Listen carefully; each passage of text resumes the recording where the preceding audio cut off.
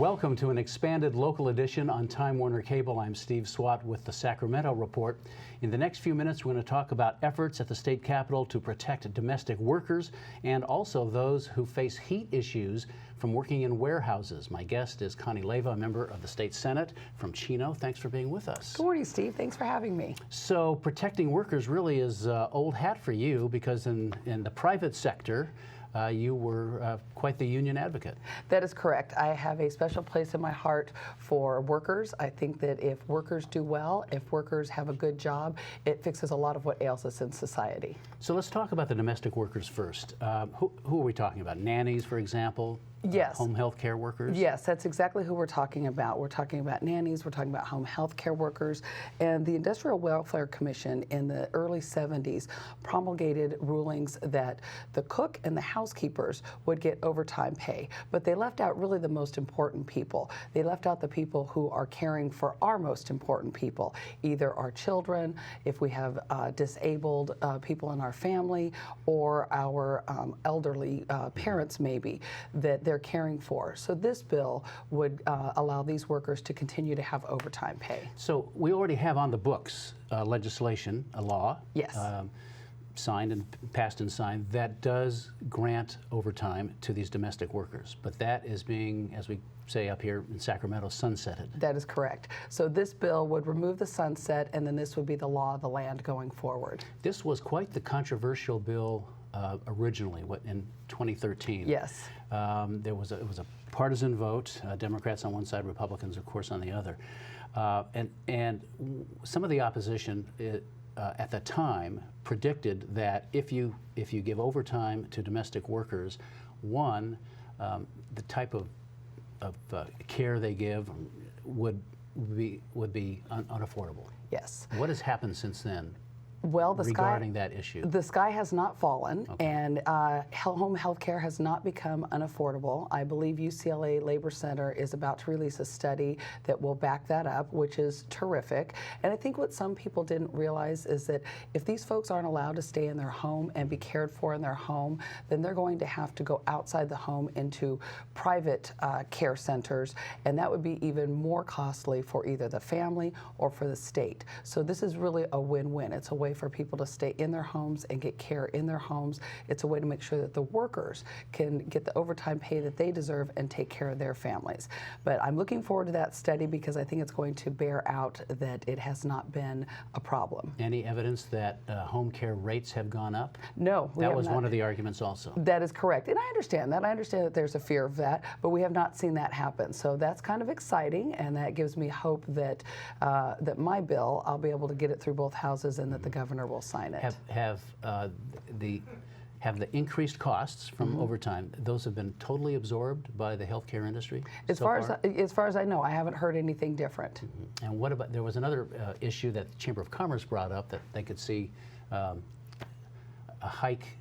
spike and a hike in litigation. Yes. Have you seen any of that? No, not at all. Actually, what we've heard is home care workers, domestic workers are happier on the job. They're providing better quality service, and the recipients of that service are doing very well.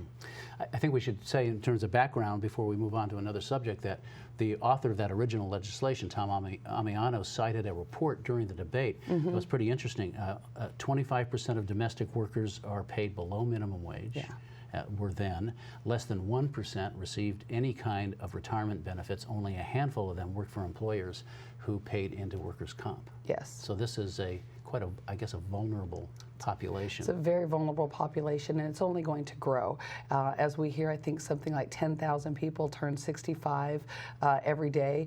As people get older, and we have, I've heard people refer to it as a silver tsunami, we're going to have more and more people who need this kind of care. And if we can take care of the workers who are taking care of our loved ones, then it's a win-win for everyone. One last question before we move on to another Sure. subject. You haven't had any hearings yet on this bill, and we know the last one was controversial, but it Yes. did get out. Any indication, early indication, that any of the original opposition has peeled off? No, yeah, they have peeled off. We haven't heard any opposition as yet. So I think it's, as I said before, the sky didn't fall. It seems to be working. I'm sure we'll have a little opposition. Rarely does anything go without any opposition. Especially when money is involved. When money is involved, that's exactly right. But so far, so good. All right, so let's segue to another piece of legislation that you have that we alluded to earlier, dealing with individuals who work in warehouses and dealing with heat issues.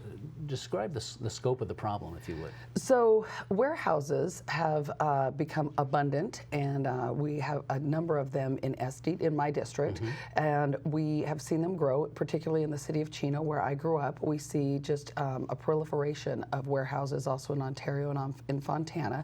There is an outdoor heat standard, but there is no indoor heat standard. And what we found, even before I was elected to the Senate, we had talked to workers in those warehouses, and even when employers are trying to do the right thing, we'd like to think that no employer is going to intentionally harm their employees, they're not sure what to do. But these warehouses can get over 100 degrees, and unlike being outside where there's ventilation, sometimes the ventilation is very, very poor. So it's actually even hotter, and the conditions are even worse inside than outside. So do you have evidence that warehouse workers are getting ill? Absolutely. Heat stroke or whatever? Absolutely. So a few years ago, back in 2011, a worker, his name is Domingo, who actually is from my hometown of Chino, was showing signs of heat stroke, dizziness, fainting, nausea. He was taken to the hospital where he was treated for 3 days and kind of brought back from the state that he was in.